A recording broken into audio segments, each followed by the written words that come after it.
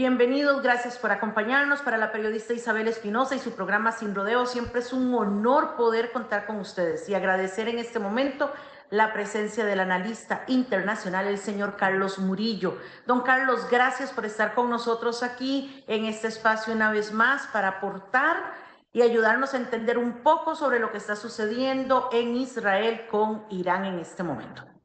Gracias Isabel por la invitación. Como siempre es un gusto compartir en este espacio y sobre todo en esta coyuntura tan compleja a nivel internacional y que sin duda afecta a Costa Rica dependiendo de cómo evolucionen los acontecimientos en el Medio Oriente.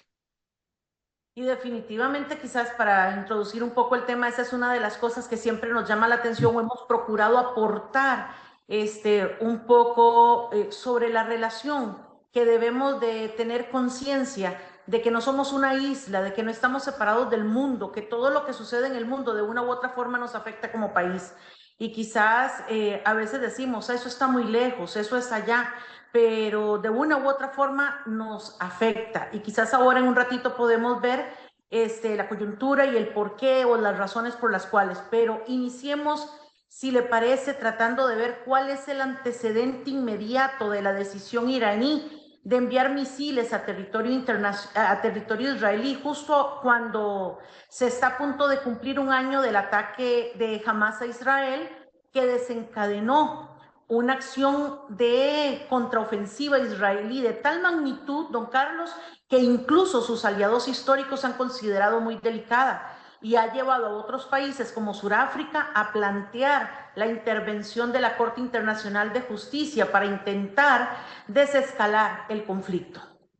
Sí, sin duda, bueno, el elemento detonante de un ataque iraní que venía siendo anunciado desde hace meses, no es que de pronto ocurre, pero sí hay un factor detonante que es, primero, la cercanía del 7 de octubre, que es el primer aniversario de la invasión de Hamas, del ataque terrorista de Hamas sobre Israel. Y otro elemento es la respuesta a las operaciones israelíes en territorio libanés, sobre todo en el sur. Y es necesario reiterar que no es contra el Líbano. Las operaciones armadas de Israel en territorio libanés es contra Hezbollah, que tiene más de 3 décadas de estar asentado dentro de territorio del Líbano, aunque no es parte del gobierno, sí tiene presencia política. Recordemos que Hezbollah es el partido de Dios que tiene un brazo armado, una milicia fundamentalista islámica que es el principal proxy de Irán. Entonces, lo que Irán hace con este ataque es anunciar su disposición a vengar cualquier acción militar de Israel contra sus proxies como Hezbollah, Hamas, los hutíes, y en este momento lo que estamos viendo es que Israel enfrenta 4 frentes militares, y esto no quiere decir que esté en guerra ni con Irán ni con Hezbollah. Sí está en guerra con Hamas, pero es una cuestión, un tecnicismo, podría pensar mucha gente, pero es importante entender que no hay una invasión de territorio libanés, sino operaciones limitadas en una franja de aproximadamente 5 kilómetros, que es una zona de exclusión desde el 2006 en el sur del Líbano. Don Carlos, ¿puede afirmarse que el ataque iraní a Israel está directamente relacionado con el conflicto en desarrollo en la Franja de Gaza o existen otras variables que lo explican? ¿Cuán complejo es este conflicto? Sí, por supuesto que está relacionado con Gaza, está relacionado con esas operaciones contra Hezbollah y con los hutíes en Yemen, pero también está relacionado con una lucha a nivel regional entre Irán, los países árabes, sobre todo Arabia Saudita y Turquía, y a nivel global, como lo dijo el ayatollah, Khamenei hoy es que es una respuesta a la presencia de los Estados Unidos en el Medio Oriente y lo declara culpable a los Estados Unidos de todo lo que pase en esta región, aunque Estados Unidos se había retirado en gran escala del Medio Oriente desde el gobierno de Trump. Ahí hay un elemento importante a considerar que es a lo interno de Irán también hay un factor relevante. No fue el gobierno iraní del presidente electo y que asumió hace poco, sino que es una decisión al nivel máximo, a la cúpula de los ayatolas, que quieren retomar el control dentro de Irán porque han perdido el apoyo popular y más bien temen que hayan protestas populares en las principales ciudades iraníes y que amenacen la estabilidad del régimen de los ayatolas. Entonces, estamos viendo un conflicto que opera en varios niveles. Recientemente Israel también entró a territorio del Líbano para tratar de desarticular a Hezbollah. ¿Tiene esto relación con estos ataques iraníes más recientes? Sí, para Irán, Hezbollah es el principal proxy, el principal grupo miliciano y en la estrategia de Teherán, la idea es utilizar a estos grupos que financia Irán como Hezbollah, Hamas, los hutíes, la yihad islámica en Gaza, para evitar tener que confrontar directamente a Israel, o sea, que no haya una confrontación entre tropas iraníes e israelíes, sino que sea con estos grupos milicianos. Entonces, sí está relacionado con esas operaciones y es otro de los factores que están en el argumento iraní para realizar ese ataque limitado contra Israel, pero que todo parece indicar que tendrá una respuesta más dura por parte de Israel. ¿Cuál es el papel, don Carlos, de los países de la comunidad árabe en este momento? Mire, la comunidad árabe mantiene un bajo perfil por varias razones. Primero, lo que está haciendo es que Israel haga el trabajo sucio con estas milicias fundamentalistas. Los árabes están cansados de financiar a estos grupos y no han logrado el propósito. Más bien hay una tendencia al acercamiento entre Israel y los países árabes, no con todos, porque ya el mundo árabe no es uno solo, no está unido como décadas atrás, sino que hay una fragmentación importante en el mundo árabe. El otro aspecto es que desde la perspectiva de los árabes es mejor que el conflicto central que llama la atención en el Medio Oriente sea el conflicto entre Israel e Irán y no el árabe israelí. Además, el que se concentre en el caso de Irán hace que la causa palestina pierda toda razón de fuerza en este momento, lo cual alivia un poco las tensiones de los países árabes. Entonces, es parte de una estrategia de tratar de desviar el centro o el foco del conflicto del eje Israel-países árabes a Israel-Irán. Para conocer un poco más, ¿quién está alineado con quién? ¿Es posible retomar el proceso de establecimiento de relaciones diplomáticas entre Arabia Saudí e Israel, detenido después de lo ocurrido en octubre del año anterior? No, en este momento el ambiente en el Medio Oriente no es propicio para retomar ese proceso. Sin embargo, el gobierno saudita no ha dicho en ningún momento que no esté dispuesto a restablecer ese diálogo y buscar el establecimiento de relaciones diplomáticas. O sea, no se han cerrado las puertas en este momento.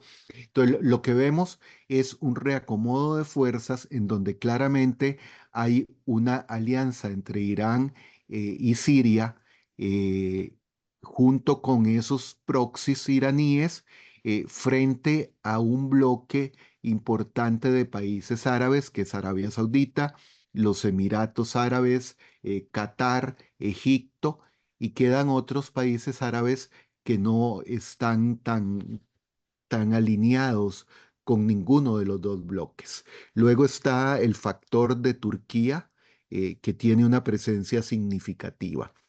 Hay ya a nivel global, está lo que se conoce como la banda de los cuatro, que es China, Corea del Norte, Irán y Rusia en una alianza político-militar para reconfigurar el orden del Medio Oriente y el orden internacional. Y por supuesto está Estados Unidos y las alianzas, primero con Israel y después con algunos otros países árabes. Y queda el Líbano, que no es un país árabe, a pesar de que mucha gente lo confunde, no es un país árabe y tiene un rol importante en el escenario del Medio Oriente. ¿Goza Irán del apoyo de la comunidad árabe en pleno? ¿O las viejas tensiones con los regímenes sunitas podrían jugar en contra de ese posible respaldo en este conflicto con Israel?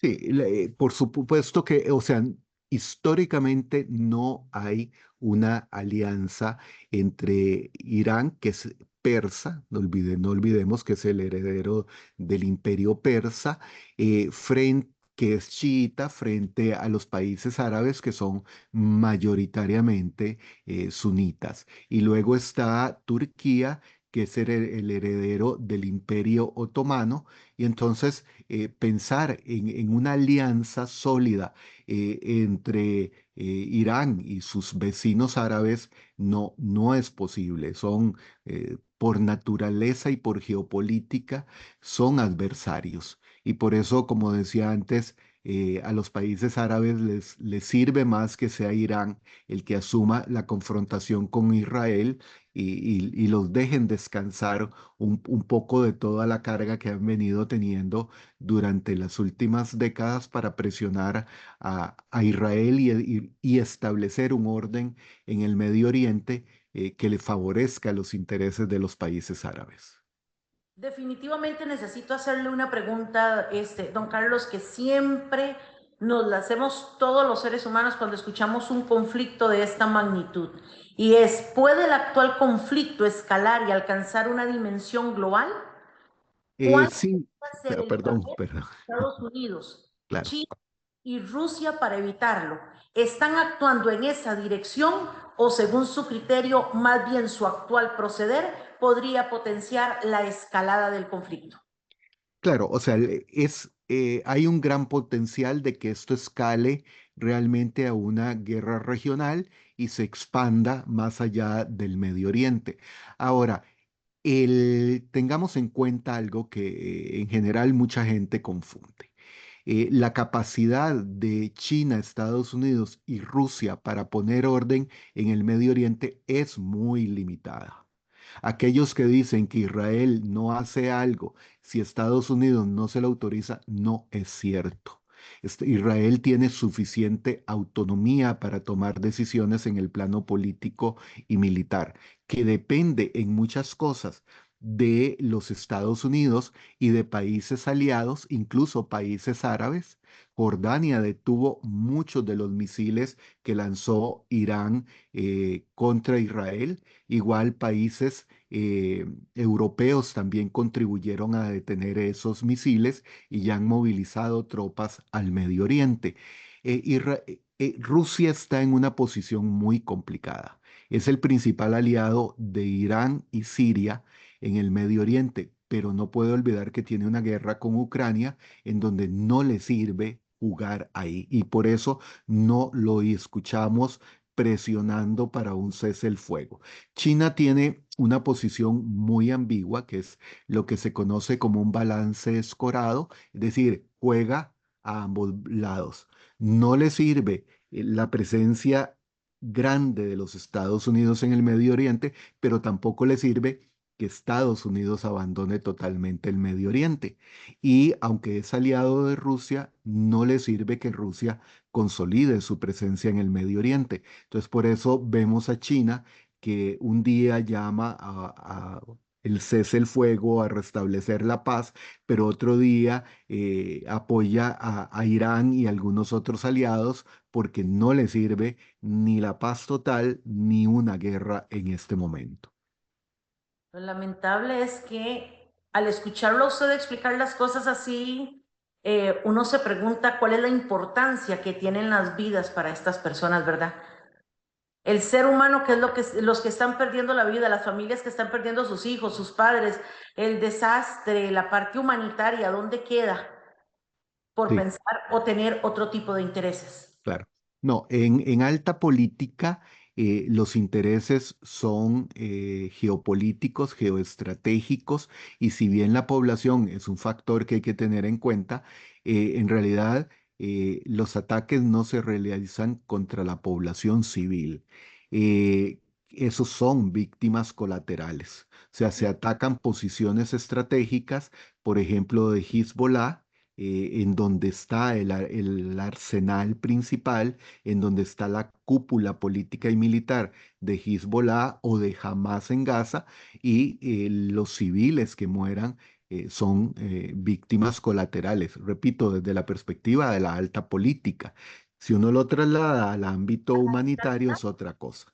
¿Mm? O sea, si lo trasladamos a la realidad, porque la geopolítica le puede decir a usted muchas cosas, No, pero pero la la geopolítica es la realidad, realidad de mire, la ya alta estamos política. hablando de otra cosa. Y aquí hablamos sin rodeos, don Carlos. Y la verdad es que uno se sorprende de ver.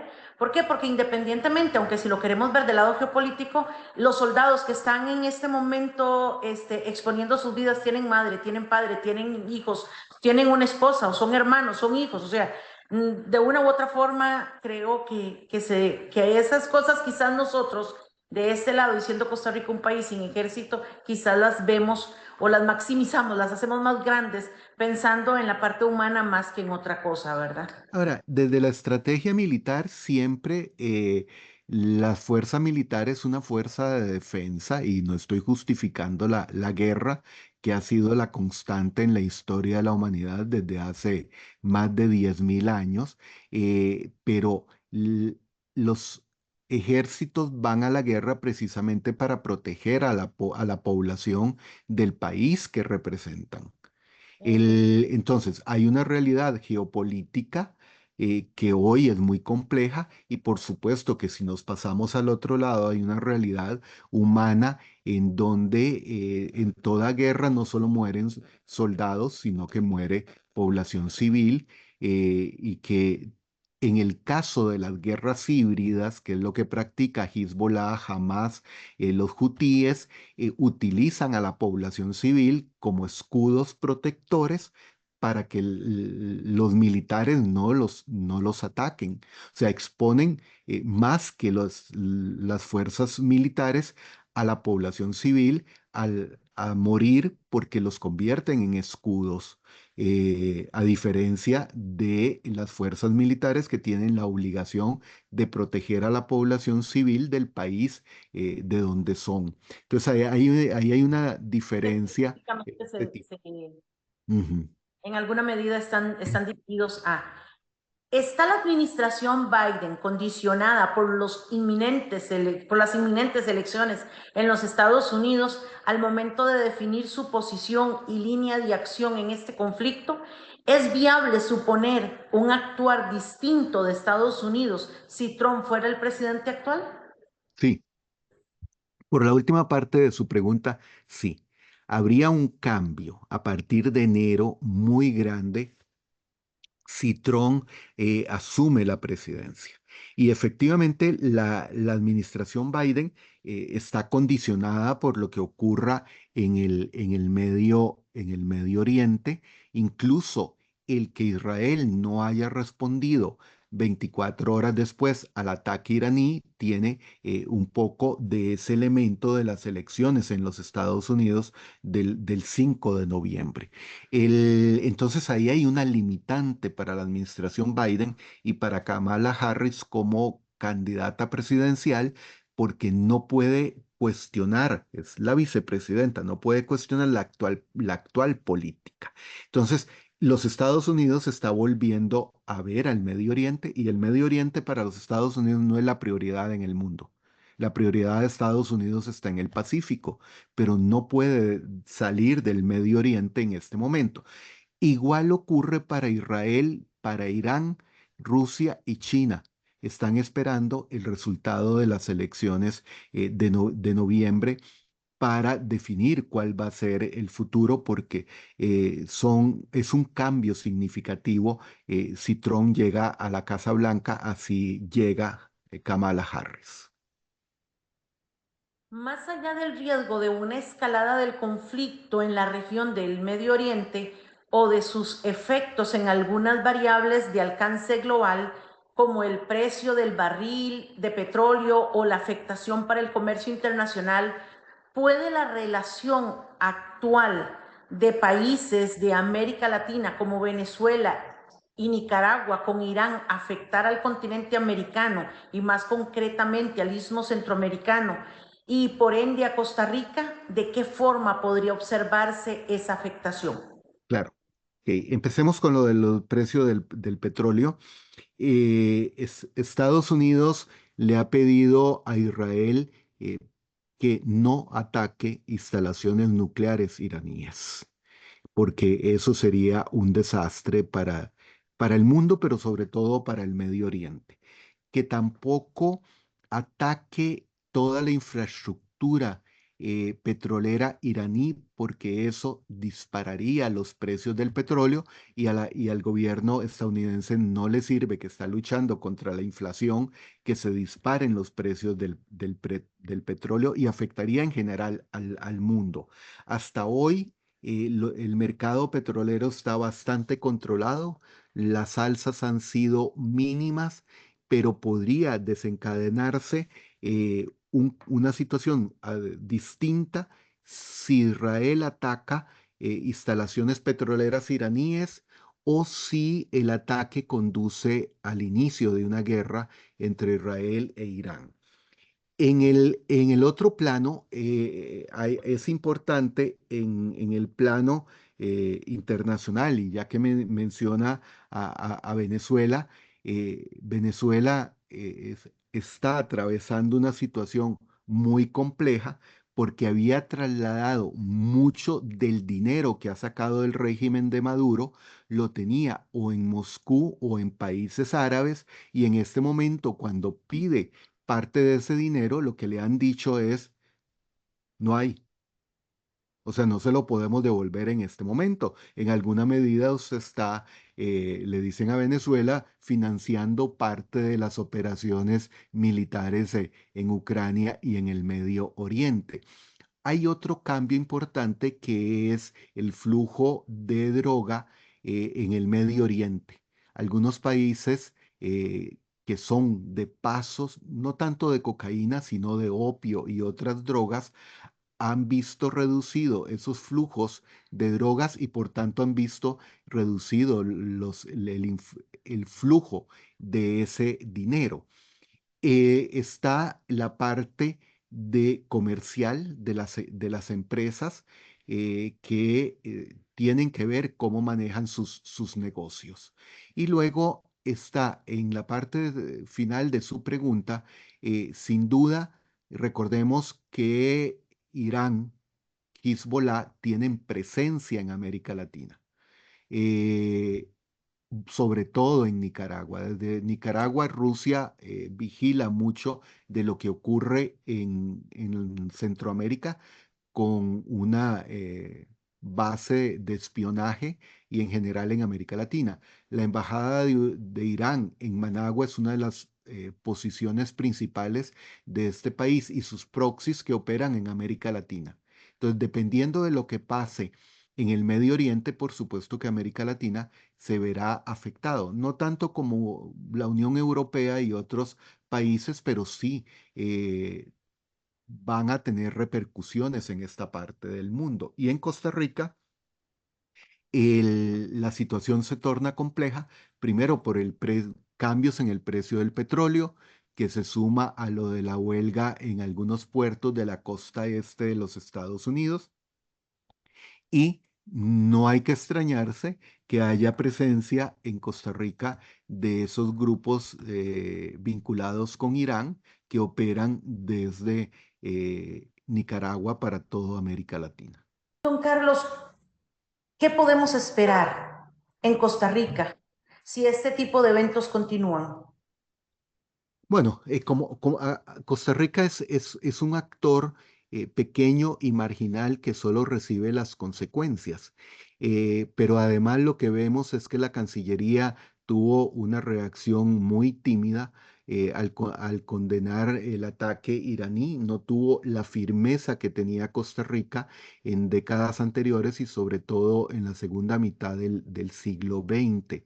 Entonces, Costa Rica en ese sentido es un importador de las consecuencias de los conflictos, sobre todo en términos de la inflación importada, de los cambios en la dinámica financiera internacional y monetaria, y en caso de producirse un conflicto armado en la región, se agravará la situación financiera comercial y económica por la que atraviesa Costa Rica en este momento.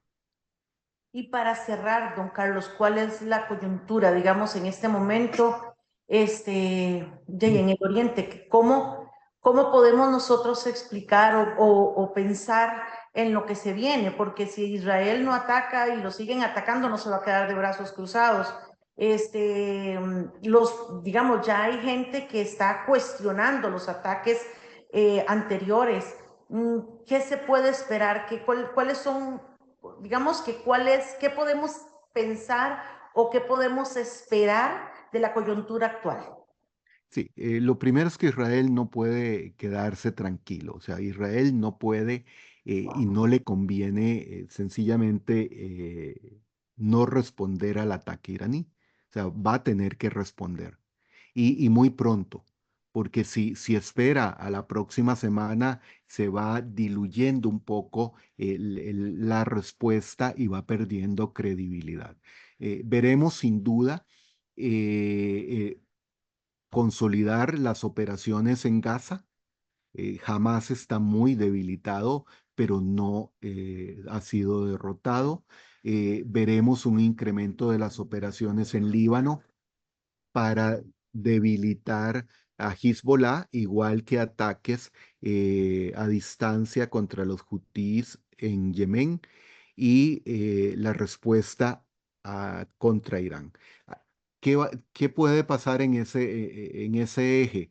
Es cuál va a ser la respuesta de Irán. O sea, si a un ataque en represalia por lo que hizo Irán hace Tel Aviv, veremos si Teherán responde, como ha dicho que lo va a hacer, con un ataque mayor y entonces ya entrarían, sí, en un conflicto armado directo o en una guerra y eso arrastraría necesariamente a las potencias occidentales. Rusia no se podría quedar de brazos cruzados y tendría que intervenir y ahí habría que ver el factor de China. Eso podría obligar a algunos otros países árabes a tener también que intervenir.